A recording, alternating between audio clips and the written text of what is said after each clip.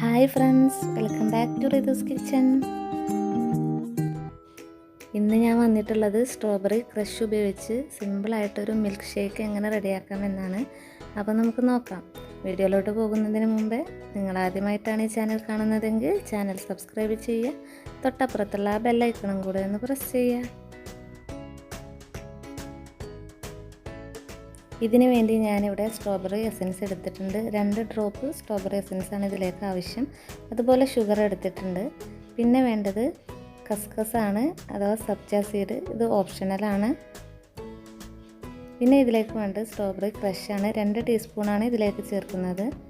പിന്നെ വേണ്ടത് മിൽക്കാണ്. ഒരു 1/4 കപ്പ് പാലാണ് ഞാൻ ചേർത്ത് കൊടുക്കുന്നത്. ഇനി നമുക്ക് ജ്യൂസ് റെഡിയാക്കിയെടുക്കാം. മിക്സിയുടെ ജാർ എടുത്തിട്ടുണ്ട്. ഇതിലേക്ക് 2 ടീസ്പൂൺ സ്ട്രോബെറി ക്രഷ് ചേർത്ത് കൊടുക്കാം. ഇനി ഇതിലേക്ക് ആവശ്യത്തിന് പഞ്ചസാര ചേർത്ത് കൊടുക്കാം. ഞാനിവിടെ 4 ടീസ്പൂൺ പഞ്ചസാരയാണ് ചേർത്ത് കൊടുക്കുന്നത്. ഇനി 2 ഡ്രോപ്പ് സ്ട്രോബെറി എസൻസ് ചേർത്ത് കൊടുക്കാം.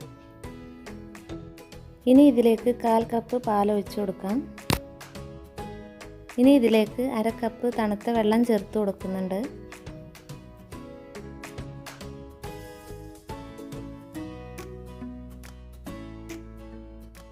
ഇനി ഇതെല്ലാം ചേർത്ത് നമുക്ക് നന്നായിട്ടൊന്ന് അടിച്ചെടുക്കാം. അപ്പം നമ്മുടെ ടേസ്റ്റി ആയിട്ടുള്ള ഡ്രിങ്ക് ഇവിടെ റെഡി ആയിട്ടുണ്ട്. അപ്പോൾ നമുക്ക് ഗ്ലാസ്സിലോട്ട് സെർവ് ചെയ്യാം.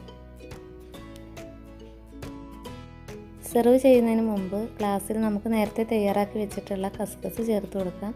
ഇത് നേരത്തെ വെള്ളത്തിൽ കുതിർത്ത് വെച്ചിട്ടുള്ളതാണ്. ഇത് ഓപ്ഷണലാണ്, വേണമെങ്കിൽ ചേർത്താൽ മതി.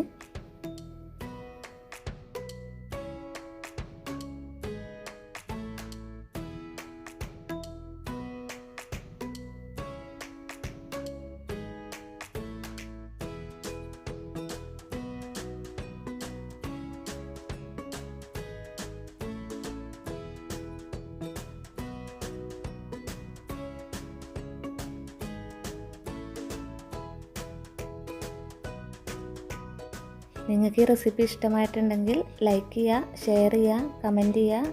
എൻ്റെ എല്ലാ വീഡിയോസും ഒന്ന് കാണുക. Thanks for watching.